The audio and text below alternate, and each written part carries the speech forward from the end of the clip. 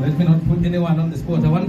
I nearly asked some people that how many chapters does Jude have? You were going to hear scary stories. People were going to tell you so many things that you do not understand. So we are going to look at the book of Jude. Specifically, the way this epistle is so rich.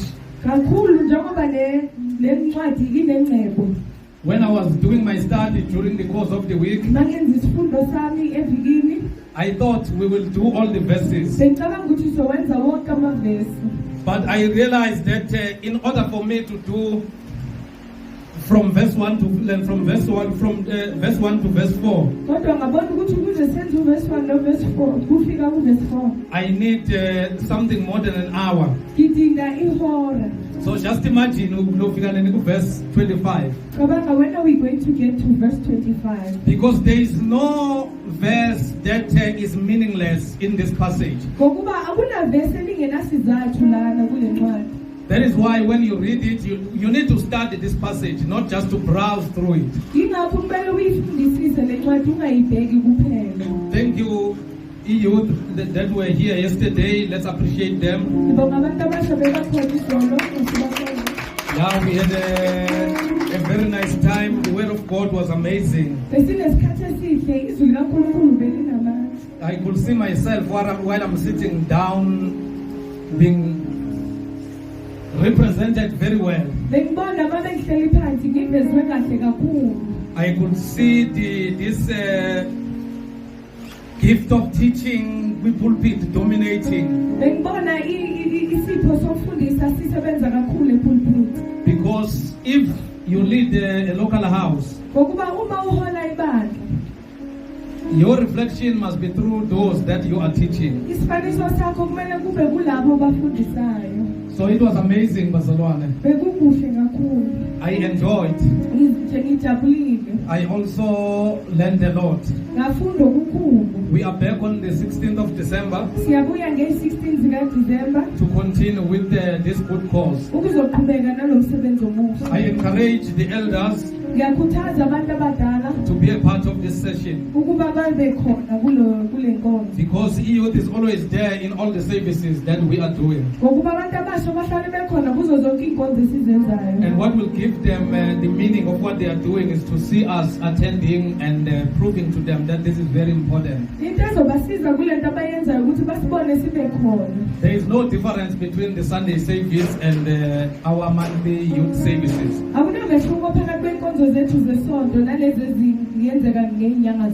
Actually, there is more job that needs to be done in those youth monthly services compared to Sunday services.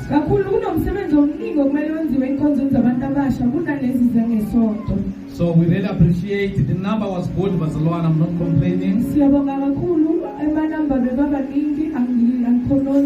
And everyone who was given an opportunity, they went all out and they did the best they could to make sure that they are pouring the heart of God to us. Let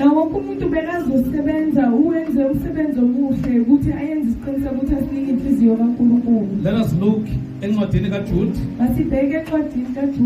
Number one, this is a study. So you ought to pay so much attention. Look, we said very profound words. Of taking notes. That is very important, Bazalwane. And I'm also developing it because I took that very serious yesterday. Because the more we take notes, is the more we are able to revert back and remind ourselves. You know, when Umfundi is studying, I write. This is only from verse 1 to verse 4. So it takes time. It's 5 pages. That's why not 5 pages. It's 1, 2, 6 pages. Only doing verse 1 to verse 4. Because the Bible, we study the Bible. Paul is not saying read to show yourself approved. He's not browse to show yourself approved.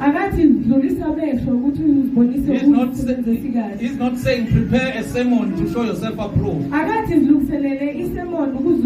He's saying study to show thyself approved.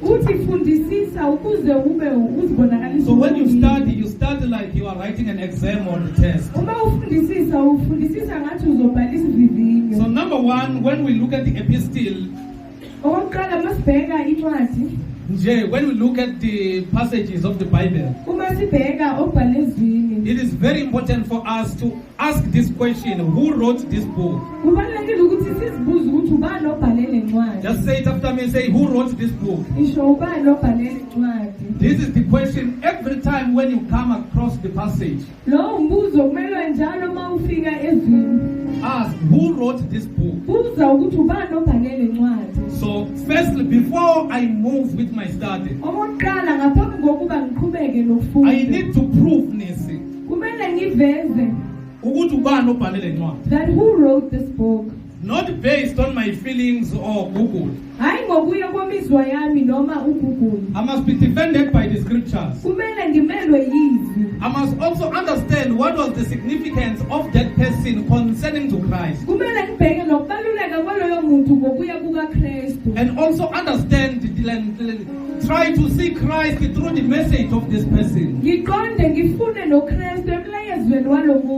So number one, to answer our questions, the author introduces himself in this passage in verse 1. So he made it very easy for us. He said, Jude, a servant of Jesus Christ and a brother of James. So here when you do the study, there is another person that is being introduced here. Nobody is introduced in the epistle or gospel or writings or the prophets without any, or from the law without any significance.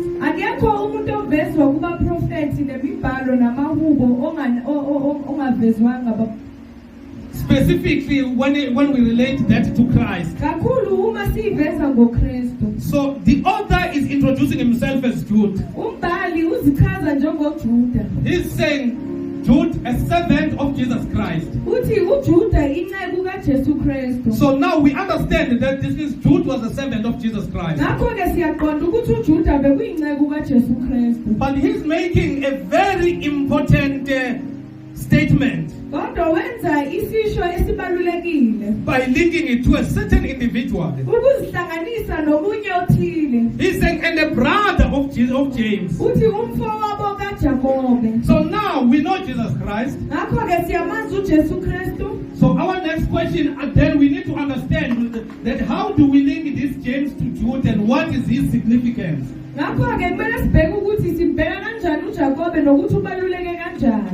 then the next question is that now we know that the author is Jude. Jude was the servant of Jesus Christ, a brother of James. So now we need to find out that who was this James? Say, who was James? So in order for us to discover who is James, we need to look from the scriptures. The most relevant passage that will sum up the significance to show why Jude had to introduce himself as the servant of Jesus Christ and the brother of James is Matthew chapter number 13, verse number 53 to 55. Matthew 13, verse 53 to 55. Say, who is James? So we are trying to understand the significance of this brotherhood between James and Jude. In Matthew 13, verse number 53, verse 53, the Bible says, And it came to pass that when Jesus had finished these parables, he departed thence.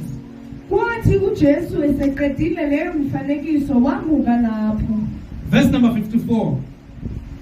And when he was come into his own country, he taught them in their synagogue, insomuch that they were astonished, and said, whence had this man this wisdom and these mighty works? Then verse number 55, they are asking themselves a question. Is not this carpenter's son? They are talking about Jesus. We know that the carpenter was Joseph. Is not his mother called Mary? We know Mary who was a virgin. And his brethren, James. So do you see that James is here now as the brother of Jesus Christ? And Jude said he's a brother of Jesus Christ. He's a brother of James. And Joseph, and Simon, and Judas. This Judas is Jude. The very same Jude. It's not Judas. It's Judas Iscariot. This is Judas, which is Jude from the original translation or from the original language. Judas is Jude. So you see now that Jude is introducing himself by not specifically saying, I am Jude, the brother of Jesus Christ. Because the position he was assuming at that particular moment was the position of revealing him as God. Was the position of revealing him as Christ and the Lord. And was to do a proper motivation, not the one that Jesus was doing. Good, let me say, was to do a proper exhortation to the believers or the saints regarding a certain problem that we are going to get to. And secondly, Jesus Christ is the Son of God.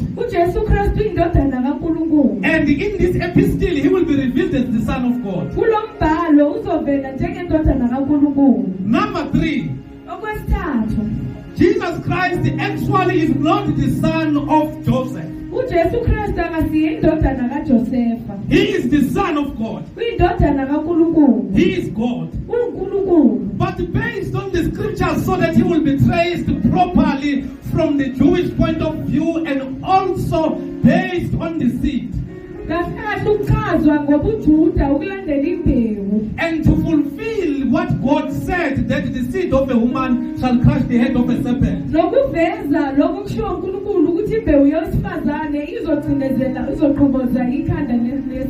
He had to be traced through certain people in order for him to not tamper with the prophecies.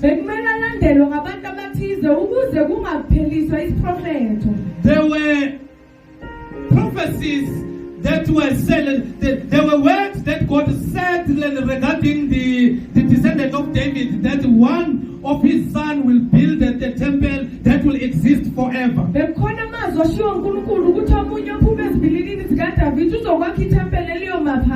So in order for him to be linked to that prophecy, he had to come through that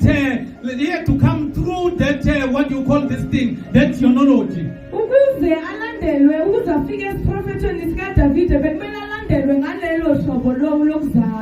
In order for him to be a fully man.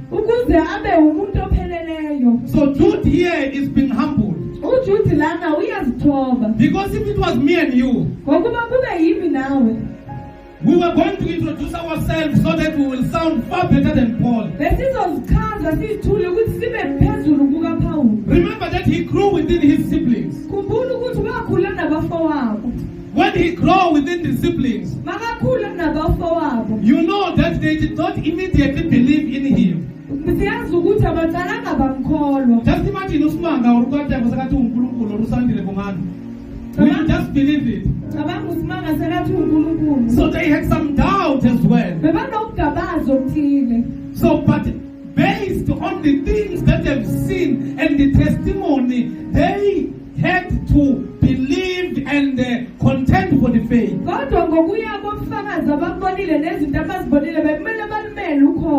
In the book of Acts, you find James, who is called the brother of the Lord, being the one of the elders in Jerusalem.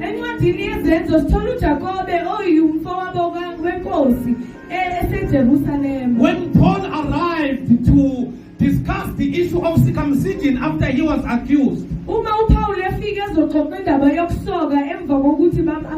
this James is the very same James that stood up and addressed them and even gave an order that the epistle must be written that will be sent to the Gentiles and the Jews.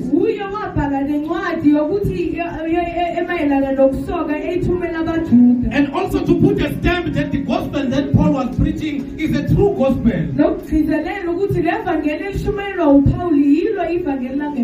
So when you read in verse 55 of Matthew chapter number 13, so you find that how was this Jude, a brother of James? So you realize that he was the son of Mary and Joseph. Because here it is very clear, is not this carpenter's son.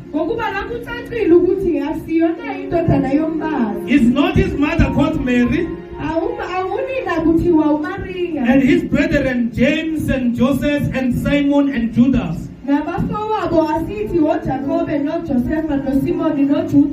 So now you understand who is this Jude. That this Jude is counted here. You understand why is he mentioning James? So in order for him to mention James, it was to also indirectly introduce that he's the brother of Christ. Because James was the brother of Christ. So let's continue and look at James. In the book of Galatians, Galatians 1 verse number 19. Paul is also confirming what we just read in Matthew chapter number 13, verse number 55. Talking about this scenario that I've just mentioned that is taken from Acts chapter number 15.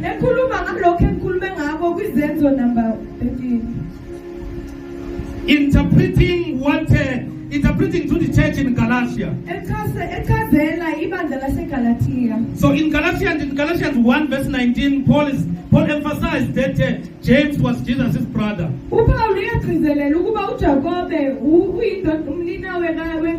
In verse number 19, Paul said, "But I saw none of the apostles except James, the Lord's brother."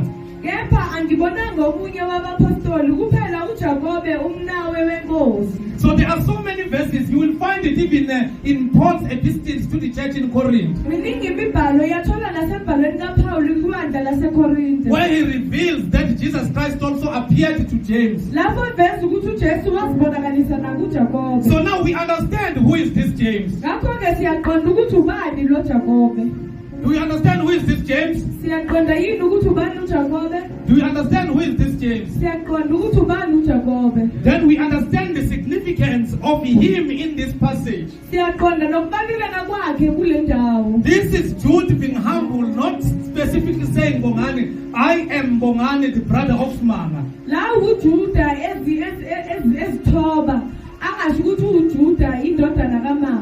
But saying, I am Jude, the brother of James.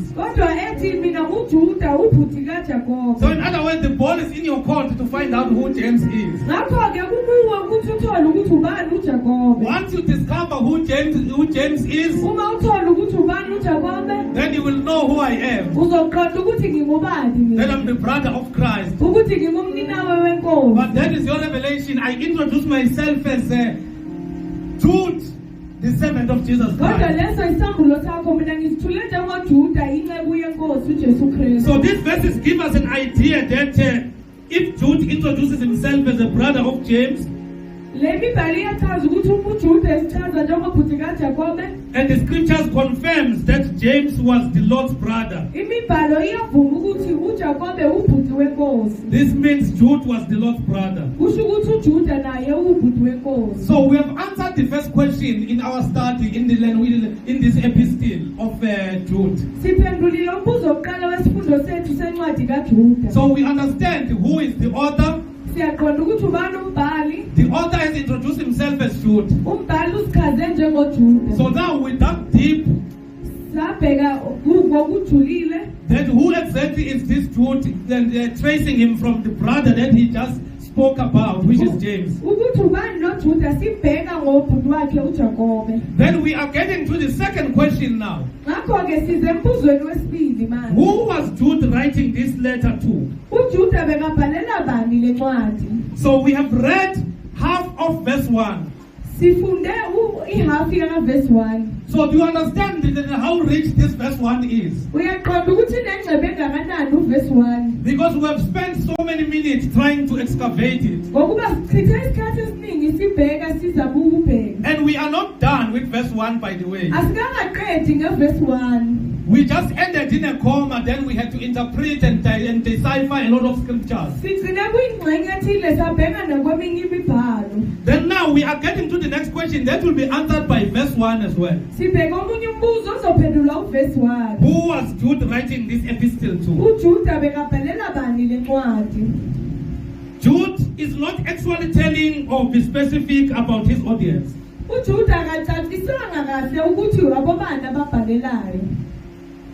He is not specific about his audience. Like you will find in other epistles when Paul writes. He will address the letter to the church in Corinth. He will address the church to the churches in Galatia. Because in Galatia there were churches. This letter is not addressed to one church. You will even hear him rebuking them. Oh, Galatians, who has bewitched you? But Jude is not specific here. He is not even stating their geographical location. So it is extremely challenging to reach the conclusion of who the audience were.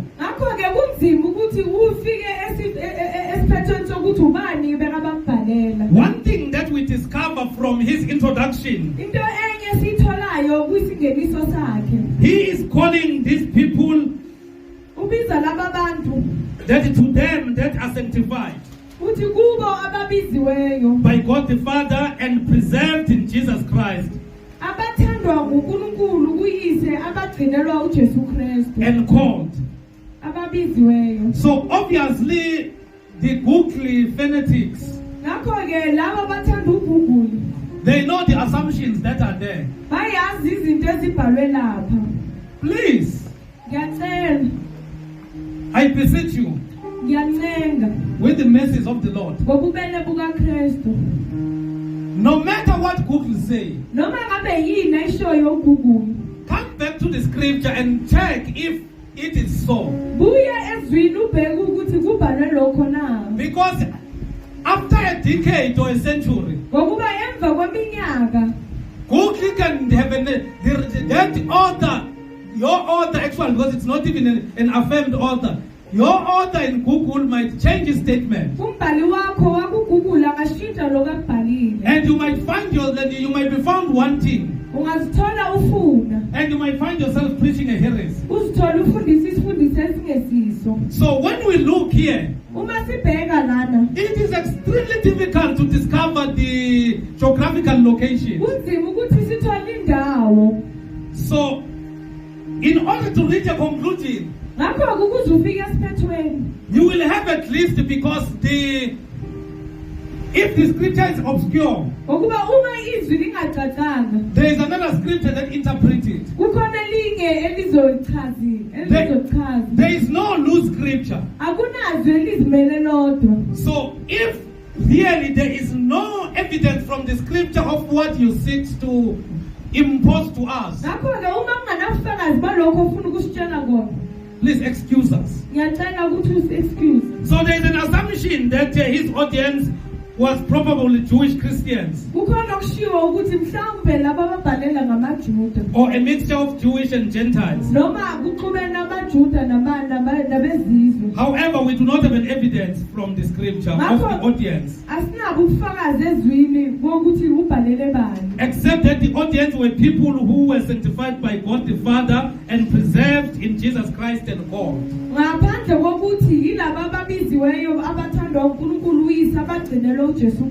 So to answer the question, who was Jude's audience? Are those that are people who were sanctified by God the Father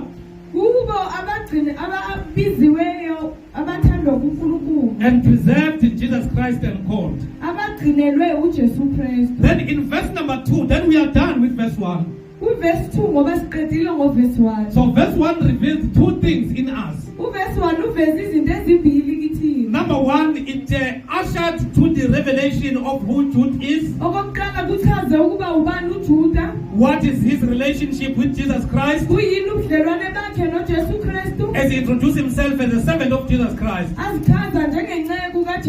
But it further attracted our attention when he linked himself with the James. In Matthew 13 from verse in Matthew chapter number 13 verse 55, we discovered the relationship. In Galatians 1 verse 19, we find Paul emphasizing. So now we understand. Then in the very same verse 1, we understand who were the audience. Then in verse number 2, he's greeting them. Mercy unto you and peace and love be multiplied. So now we are getting to the gist of the sermon and the gist of this epistle. There is a lot of work that we need to do in order to understand only this one verse. Only these two verses that are remaining, which is verse 3 and verse number 4. So when we look at verse 3, he's saying, beloved, when I gave all diligence to write unto you of the common salvation. So now, say the intent of the author. Let's say it. Say the intent of the author. So he is now, because he is explaining to them the intent, his initial intent of writing to them. He said, beloved, I gave all diligence to write unto you of the common salvation.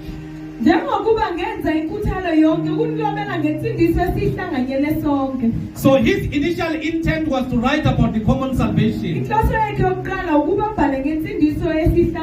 So number one, before we get to the change, to his change of mind, say common salvation. So now we understand the relationship between Jude and these Christians. That what they were believing was common. Because he is becoming so intense when he is defining the salvation. He is saying the common salvation. So now after the comma, he's explaining to them that he had to change the mind. It was needful for me to write unto you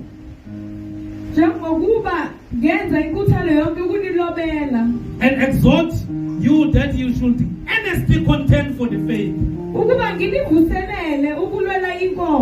which was once delivered unto the saints.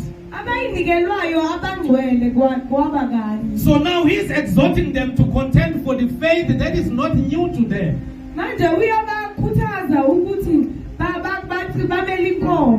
So when I come to you now and ask you to contend for the faith that was once delivered unto you,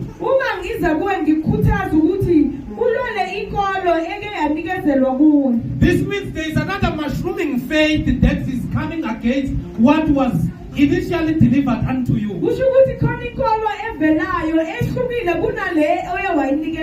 So Jude begins by introducing his audience that his initial intent of writing to them was about the common salvation.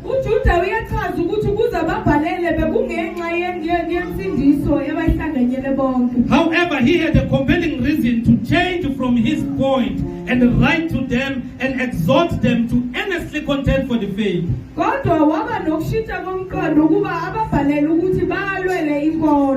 So we need to check this. There are two key words here.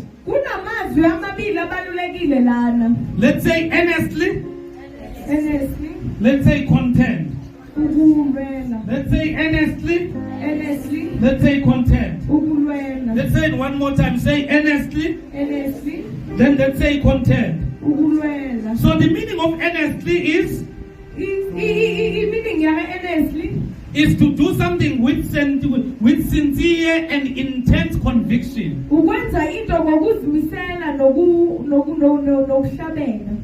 The meaning of contend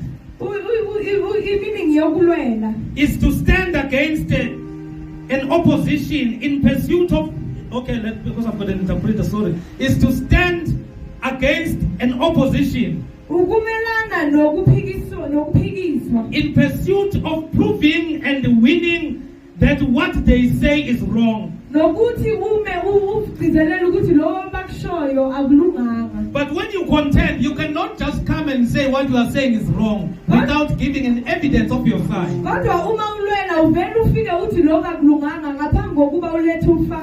So you ought to provide what is right. And so in order for you to expose the lies. So when Jude is saying to earnestly contend for the faith that was once delivered unto the saints, number one, he is simply saying to them, do this with sincere and intense conviction. Do this with diligence. Then he's saying contend. Stand against an opposition. And when you stand against an opposition, have a position that you are taking. And that position is the salvation, which was that common salvation, which was once delivered unto the saints.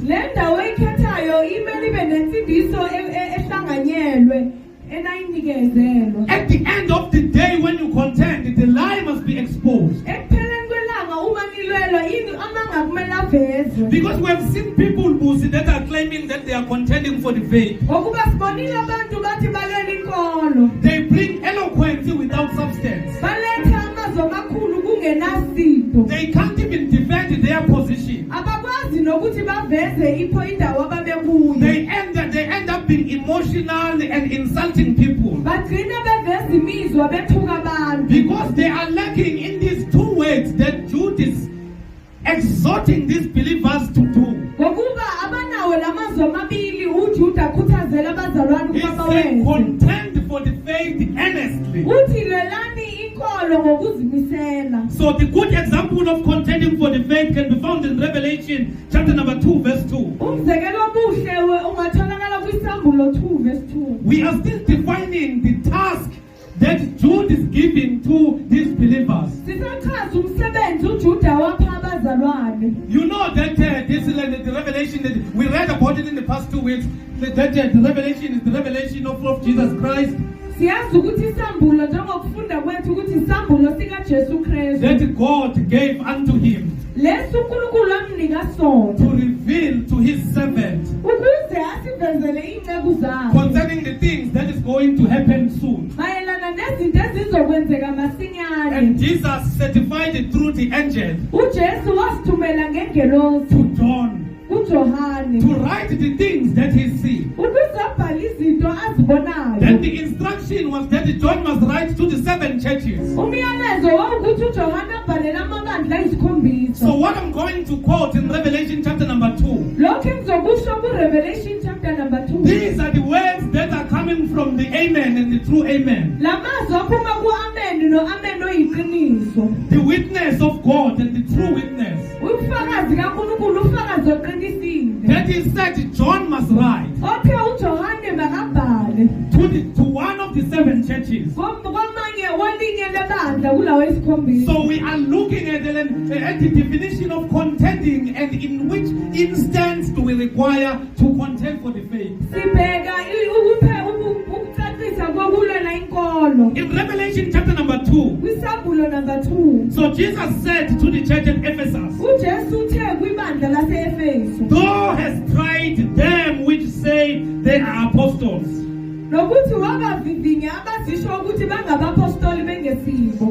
and has found them liars." So that's how you contend for the faith. So number 1, Jesus is revealing in Revelation chapter number 2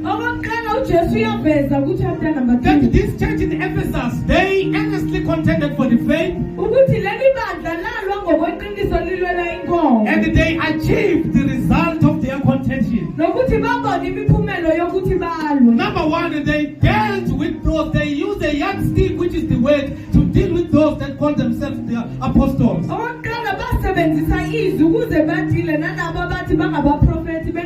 So in order for you to use the yardstick, which is the word, you need to know it.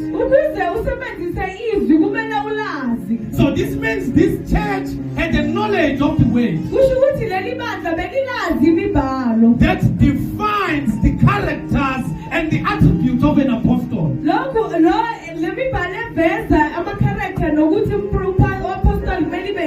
So they had to look at the yardstick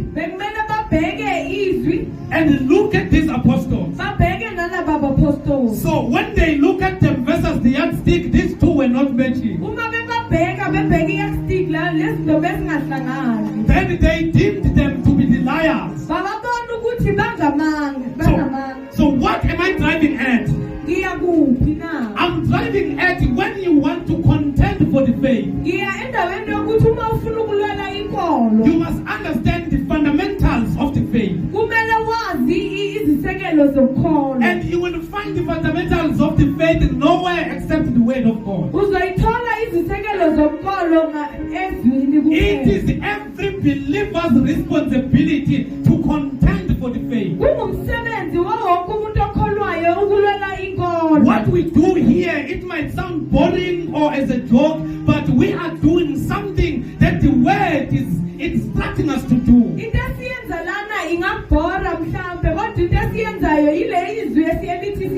When he ascended on high, he set the captive into captivity.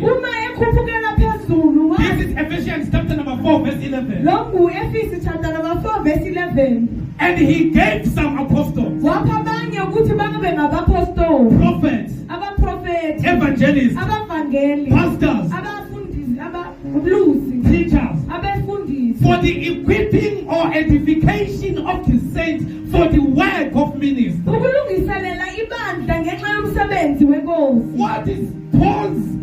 What is Paul's intent on what Jesus did when he gave these 5 gifts? He's saying these 5 gifts must prepare the church to contend properly for the faith. I know that some of you have that punchline that I'm called to win souls, but I'm called to win souls, not arguments. That's been very narrow-minded when it comes to the scripture. When the Sangoma come and tell you that Jesus Christ did not exist, you will run away and say, I'm not called to win arguments.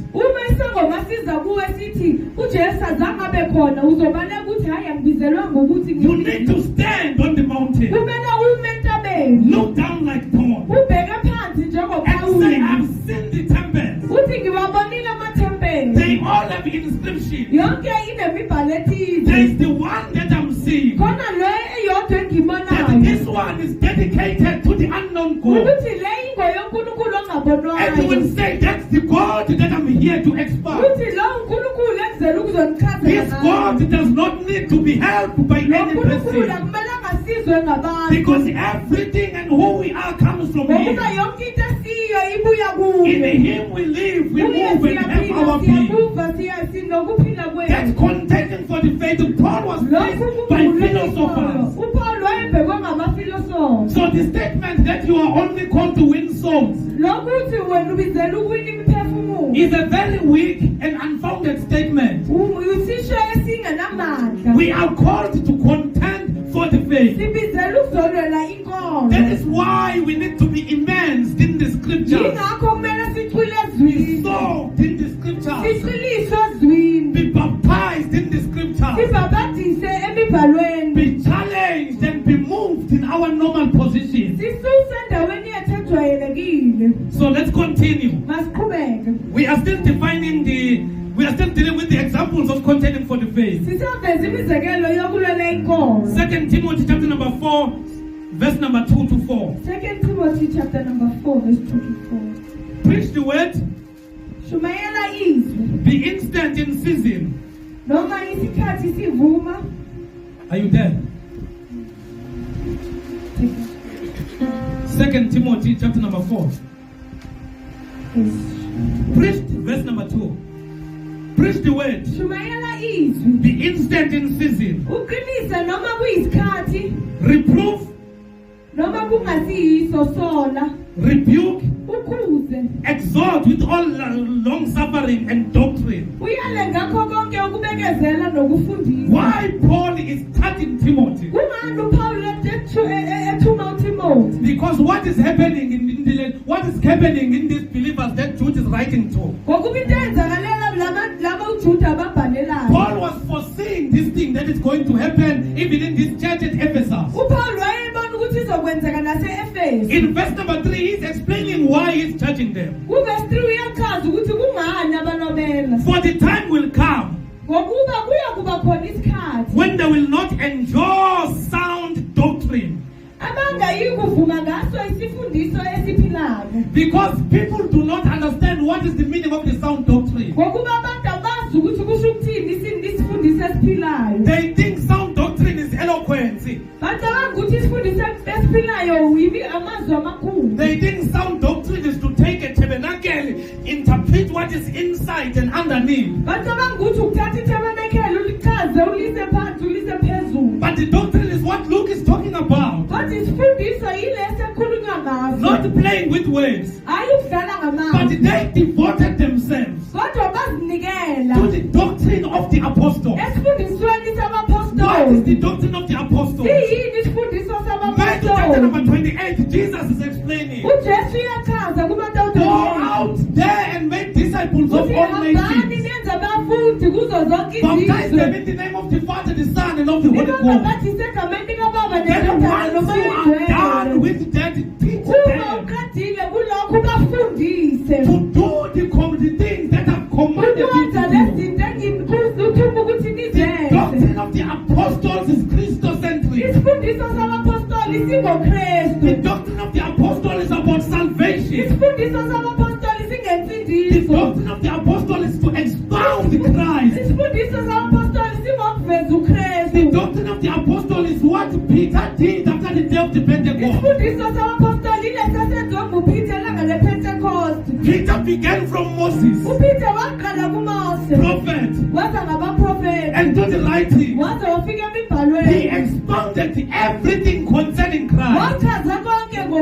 He answered the questions that they had. Even before they asked him. Because when Christ is being revealed properly, the veil just torn immediately. And the believers walk in a revelation knowledge. Because in order for you to understand the truth, to understand Christ, because Christ is a complete truth, there is no truth outside him. So Paul is charging that for the time will come when they will not enjoy sound doctrine, but after their own lust shall they heap to themselves teachers,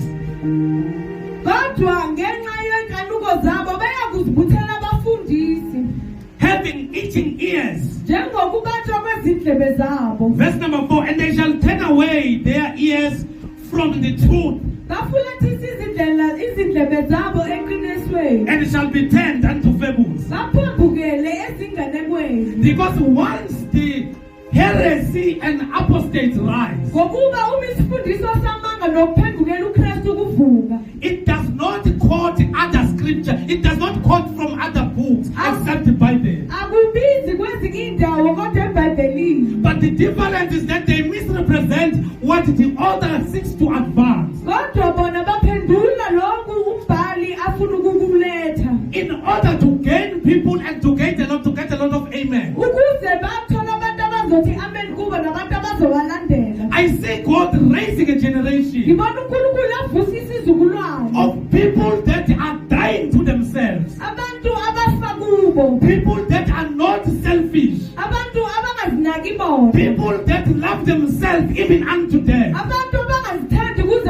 people that shall contend for the faith, people that are not driven by building churches, but people that are eaten and convicted by the truth of the way.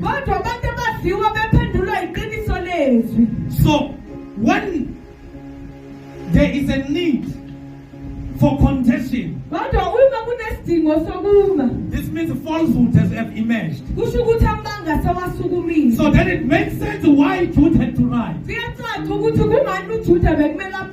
But let us continue to decipher the examples of contending for the will and for the salvation. Paul also addressed the leadership at Ephesus in Acts chapter number 20. Chapter number 20. These are the very same. This is the very same church that we talked about in Revelation chapter number 2, verse 2. This is the very same church that we are talking about in 2 Timothy chapter number 2. Acts 20 verse 27 to 29. Verse 27 to 29. Paul is urging them to contend for the faith when the apostasy and heresy arise. Verse number 27. Verse 27. For I have not shunned to declare unto you all the counsel of God. Go free. You see, Paul here is beating himself here on the chest. He's saying, I have not shunned to declare unto you all the counsel of God. This means he labored diligently to deliver all the full counsel of God. Whereas there are people that lead the church for 10, 5, 20 years, but they can't even get to the 0.5% of the full of the counsel of God.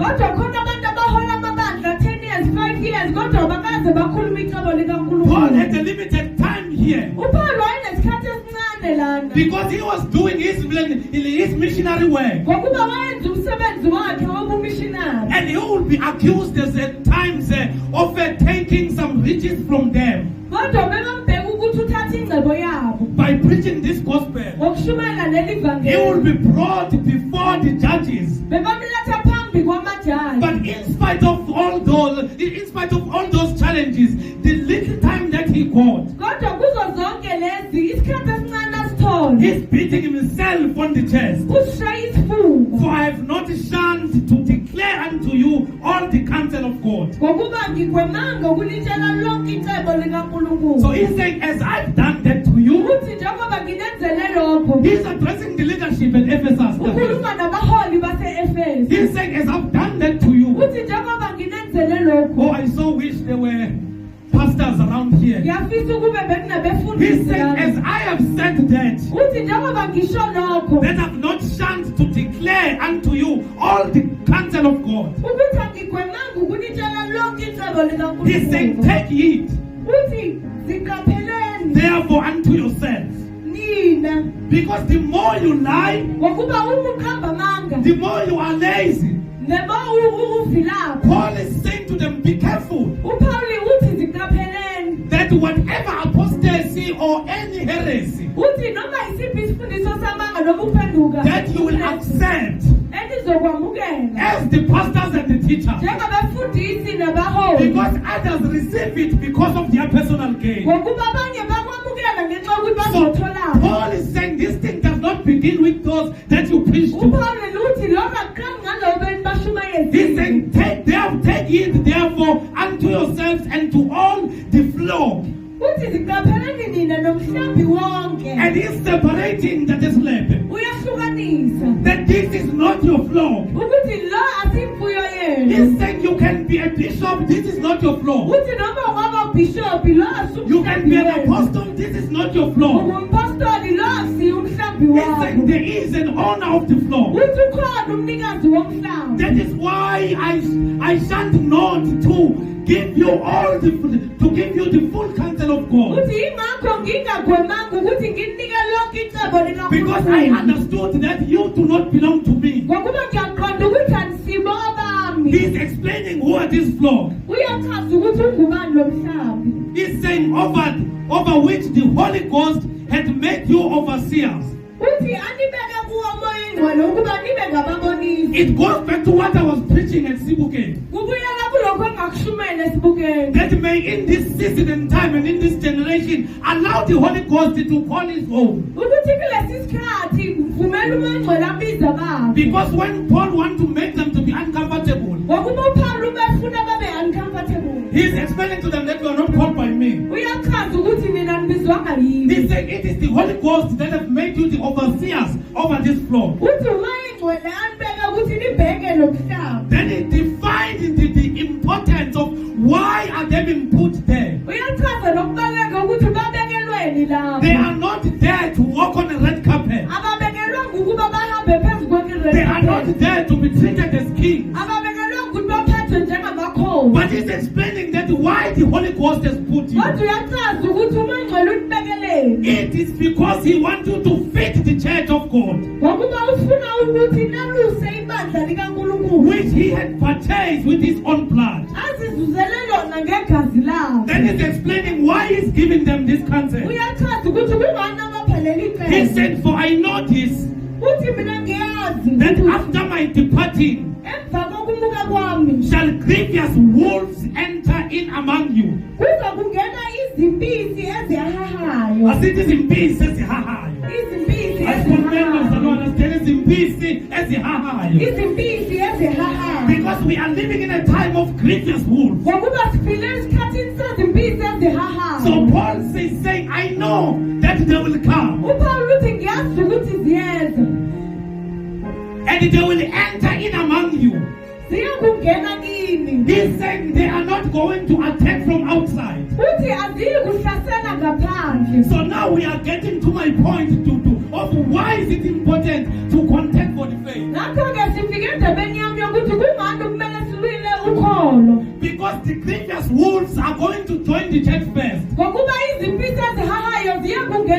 They take the membership of the church.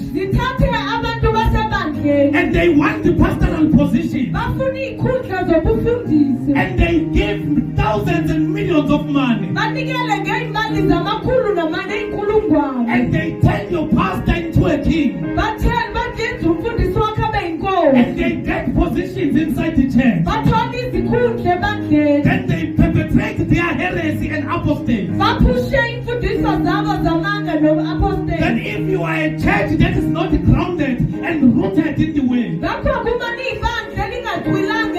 you will be unable to contend for the faith. So Paul is saying the grievous wolves will take a membership of the church. And they are very quick to come to the pulpit. Because all they want to achieve is to wipe and change what God is doing in the church. So if you are believers that are not well taught on the word, you will be tossed to and fro with very strange doctrines. So in 29:4, for I know this, that after my departing shall grievous wolves enter in among you, not sparing the flock.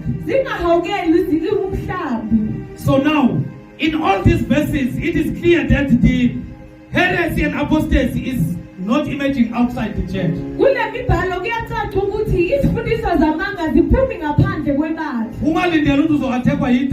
Don't think that you'll be attacked by drunkards. When I come out of here, the drunkards will say, Pastor, let's hide our alcohol. Here comes the pastor. People that are going to be dangerous are those that are mushrooming and emerging. In the last 5 minutes, there is a sin that I'm going to talk about. That Jude had to caution them with. But I want us to look at this last portion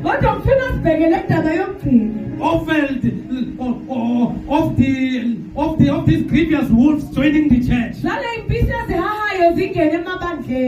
So Christ himself gave the apostles, the prophets, the evangelists, the pastors and teachers to equip the saints or for the perfecting of the saints, for the work of ministry, for the edifying of the body of Christ, till we all come in the unity of the faith. Then we will speak like Jude of the common faith. What is the common faith? And of the knowledge of the Son of God, unto perfect men, unto the measures of the stature of the fullness of Christ. In other words, the best way of dealing with heresy and apostasy is to reveal the truth by reading the scriptures. Then let's go to verse number 4, so that which is our conclusion. This is why Jude is explaining to this audience why there is a sudden need to earnestly contend for the faith. Because number 1 is saying, earnestly contend for the faith. Remember what I said in the preceding chapter, let's say the scriptures. Specifically in Acts chapter number 20. Then I want you to pay attention on what Jude is saying here. Also in 2 Timothy chapter number 2. I want you to check if what Paul said versus what Jude said. Jude 1 verse 4. Jude is then explaining to his audience why there is a sudden need to earnestly contend for the faith. For there are certain men. For there are certain men crept in unawares. So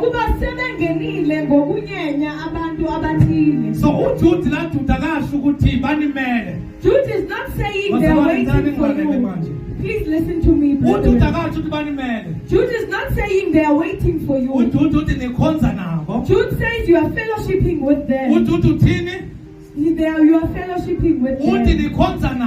He's saying you are fellowshipping with them. He's saying for there are certain men crept in unawares. who were before of old ordained to this condemnation. Ungodly men. Because ungodly men. Yes, ungodly men.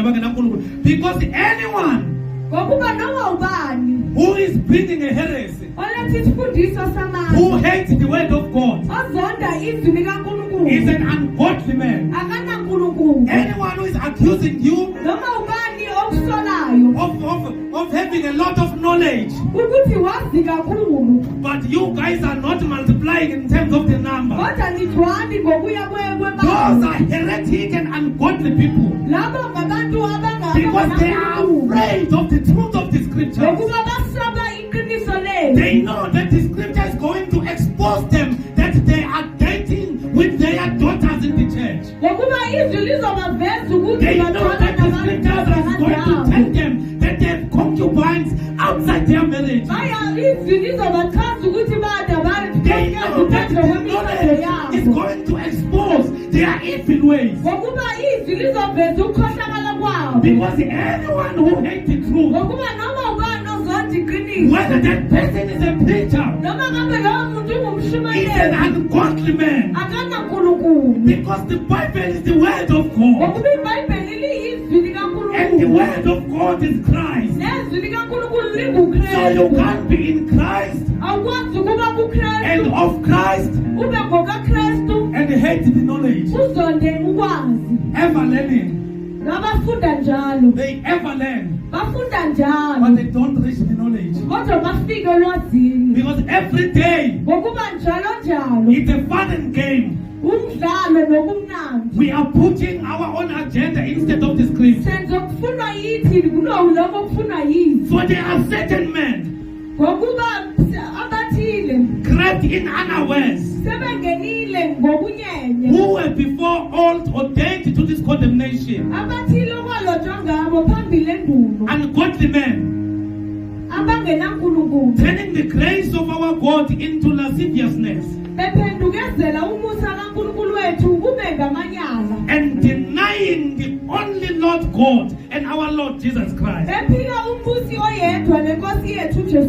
Let me deal with their characteristics and close.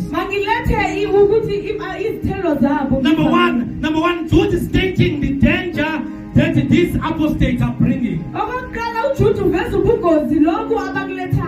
To say, why am I saying you ought to earnestly contend for the faith?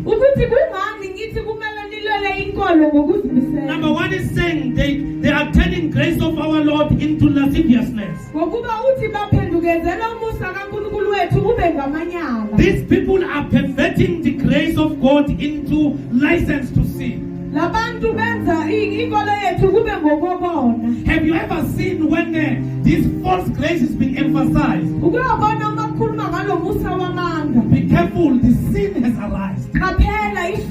Every time this false grace is been emphasized,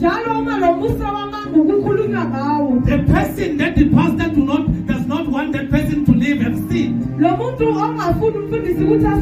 now the preaching are ought to cover so that even when that scandal arises,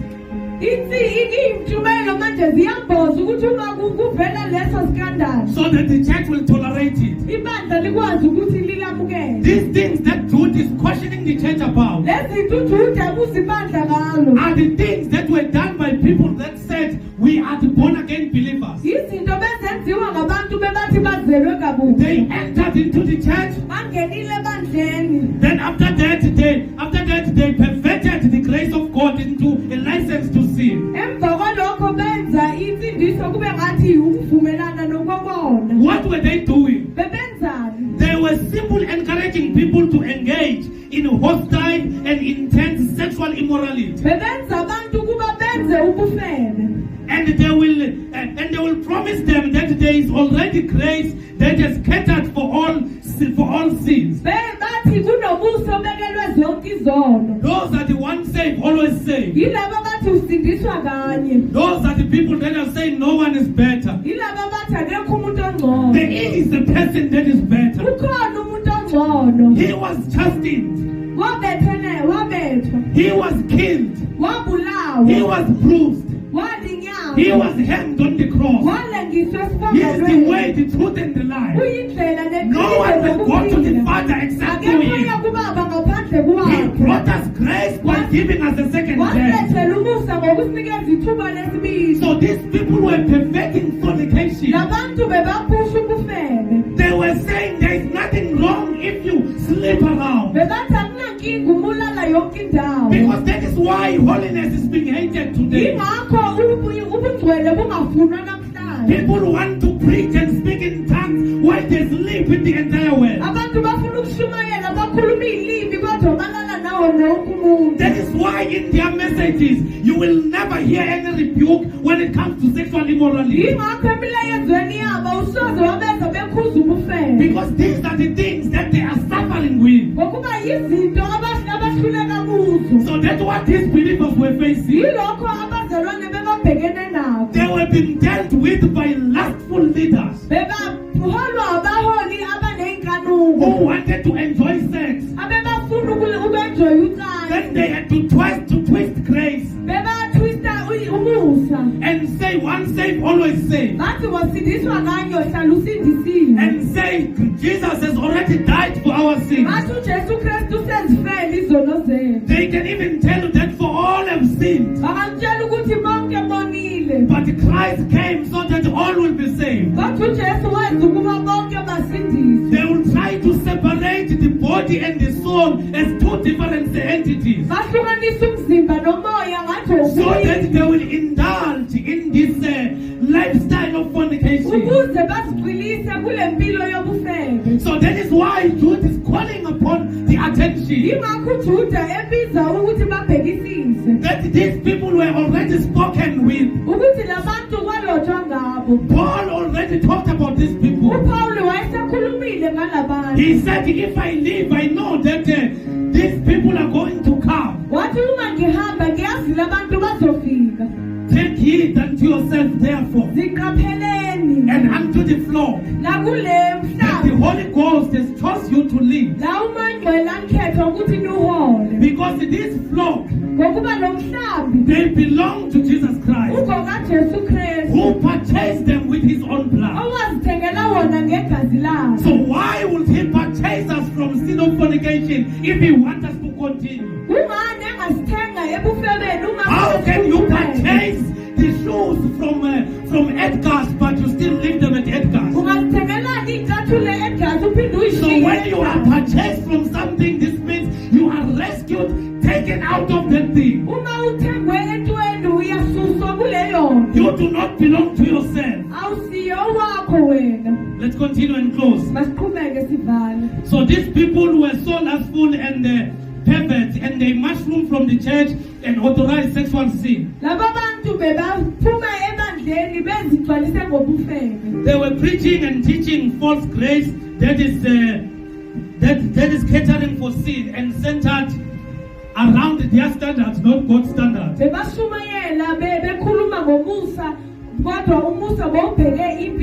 In Romans chapter number 6, verse 1 and 2, Paul made it very clear to affirm this caution that Jude is giving to this church.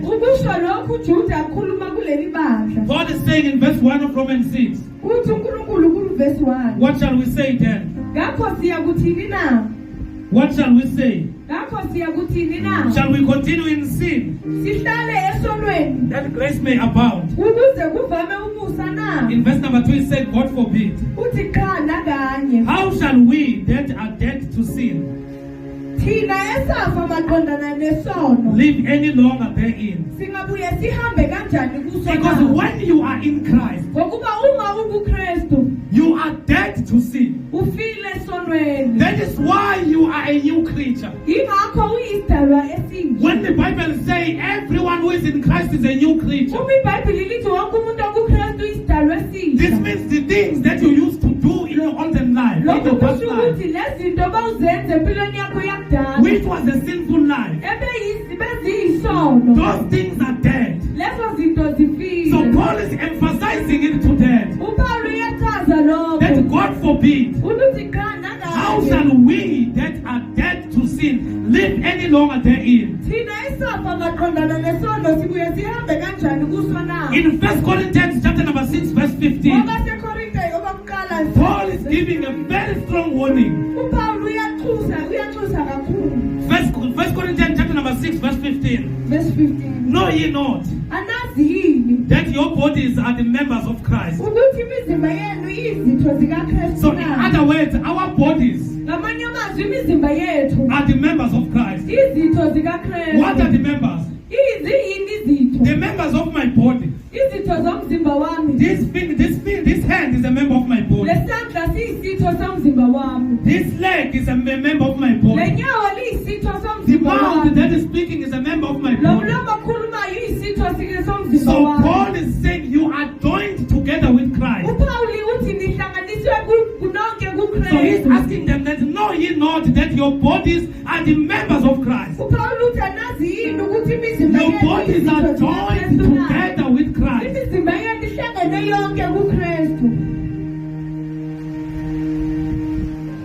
Shall I then take the members of Christ and make them the members of a harlot? God forbid. Know ye not that your bodies are the members of Christ? So this is answering this apostasy or heresy that was emerging during the time of this epistle of Jude. Of emphasizing in this false grace. They emphasize that there are Christians that are very much liberated, that are not accountable to the scripture at all. They would rather misquote the scripture and insult the truth. You ought to contend for the faith against such people.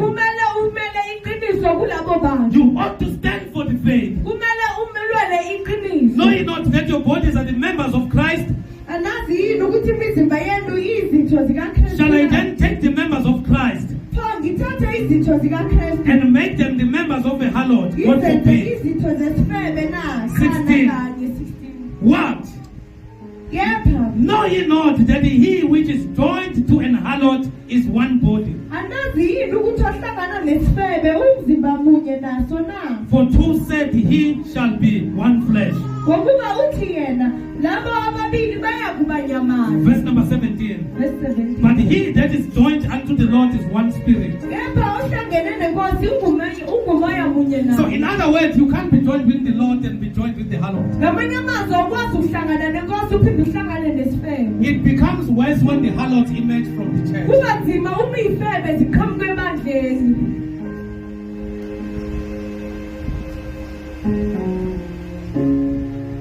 It becomes a challenge when the harlots emerge from the church. Treat even the weak believers that are joining the church. It is because the church is so much tolerance to the sin. We need to reach a stage that a person that does not want to change, does not feel comfortable inside the church. Because this false grace has caused the problem that we are having today. The word of God is a sharp-edged sword. When it comes, immediately there is a judgment that is happening. And that judgment begins from within. You begin by thinking that you have been judged. No, you are not. The sharp-edged sword have arrived. It is separating the sin from holiness. Don't you know the scripture? That your God is holy. Be thou holy as he is. The church needs to arise and take its position. And begin to preach and preach the truth. That a person become pierced. It's either you are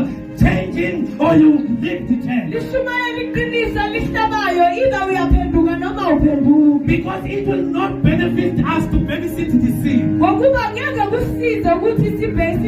You hear the man of God here is concerned. Jude wanted to write about the common faith. But after hearing what is happening, he had to exhort them to contend for the faith. But he that is joined unto the Lord is one spirit. Flee fornication. Why? Every sin that a man doeth is without the body. But he that committed fornication sinned against his own body. What? Know ye not that your bodies is the temple of the Holy Ghost which is in you, which you have of God, and you are not your own. Paul also emphasized in Galatians chapter number 5 verse 13. Verse number 13. For brethren, so figure. He's talking, I'm emphasizing this point because Jude is worried that these people are perverting grace. So we deal with now how, because everything that is written is applicable to us. In order for us to contend for the faith, we must know what the scripture says against that apostasy.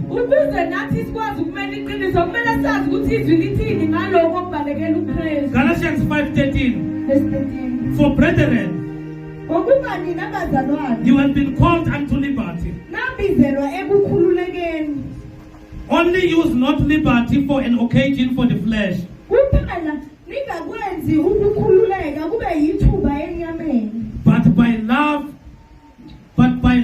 by love serve one another.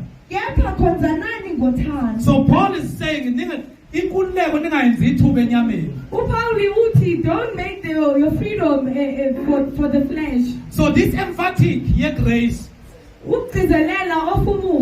that Jude is dealing with here, that they must contend against it. It is a very serious thing that we even need to deal with today. So these believers that Jude was writing to were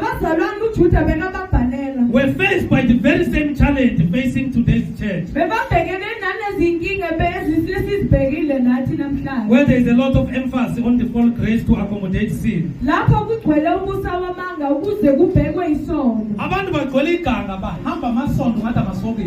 are filled on the world, they are taking. There is nothing wrong with this church. There is a problem with each Zalwane that does not want to change. People are looking for preachers that are going to tickle their ears. They are looking for this false grace. Now I've taken a decision of rebuking people that come in life, because people, when they join the churches, they come and say, man of God, man of God. As I was praying, as I was praying, the Spirit dropped in my heart. I could see that you can be my Father. After 3 weeks, akasasilale Spirit. It has told him to go to another place. Because it was never a spirit. Because it was devil. Because devil is the father of lies. When devil lie, he wants to use the things of God. We are going to contend for the faith, even against those that are going around and say, the Spirit said. Because the Spirit never said anything. If God says something once, He never changed. If God said my father is Muruti Muroke, Sasa sema to Ngubane. Pastor Ngo. Sasa athi umthimkhulu. Nini nanginikeza omunye umfundisi. Sasa nginikeza omunye Is it God or my wishes? uNkulunkulu noma uthanda God is not a liar, it is you. uNkulunkulu akaqambi manga We ought to contend for such things. Kumele silwele izinto ezifana nalezo. Second challenge that these apostates were perpetrating to the church in Jude 1:4 okwesibili lokho ekwenziwe ibandla kuJude 1:4 is to deny the only Lord God and our Lord Jesus Christ. baphika uNkulunkulu wethu oyedwa uJesu Kristu. We are not told in the book of Jude asitshelwa ebandleni likaJude how exactly they were denying Jesus Christ. ukuthi bebamphika kanjani uJesu Kristu. So now, as the student of the Bible, ngakho-ke njengomfundi wethu we can therefore look at the pretext and post-text. singabheka i-pretext nokushiwo Then and deduct that, then we can assume by looking at the pretext and post-text that their lifestyle, sibheke sikuthi impilo their zabo emphasis on grace, ukugcizelela kwabo kwamusa, their zeal for fornication, ukuthanda kwabo ubufebe, that's how they were denying uNkulunkulu uJesu. bebamphika kanjalo uKristu. Because ngezindebe zomlomo, Because by their lips you can say yes to him, bebavuma kuye, whereas your heart is far away from kodwa him. inhliziyo yakho ikude kunawe. We will continue with the book of Jude. We are not even done with the first part. Sizoqhubeka incwadi kaJuda sikangaqedi. Because this book is very precious to the believers. ngokuba le ncwadi ibalulekile kwabakholwayo. The book of Jude, incwadi kaJuda, 1 Peter and 2 Peter, uPeter wokuqala noPeter wesibili, that need to be a lifestyle. That each and every believer must read those epistles. wonke umuntu okholwayo kumele azifunde lezi Because ncwadi. it carries what we ought to understand. ngoba kuphethe lokho ekumele sikuqonde. Deal decisively with sinful life, kuqede ngempilo yokona, teaching us about the false preachers and teachers. kusifundisa ngabafundisi bamanga. We will continue next week. Sizoqhubeka ngeveki elilandelayo. So Jude is asking, is exhorting them with extend on our faith uJude uyabancenga that they must earnestly contend for the faith. ukuthi mabamele ukholo. Anointing. Follow me. Follow me. Follow me. And the power. The power of the Holy Ghost. Follow me. Anointing. Anointing. Follow me. Anointing.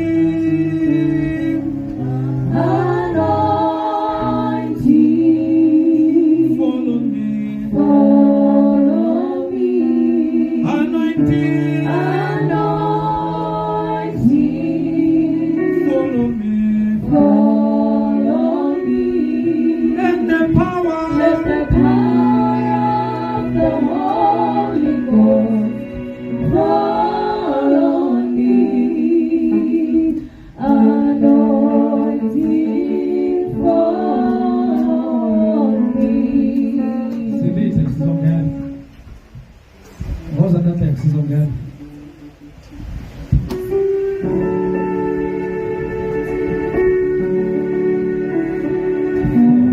Follow me.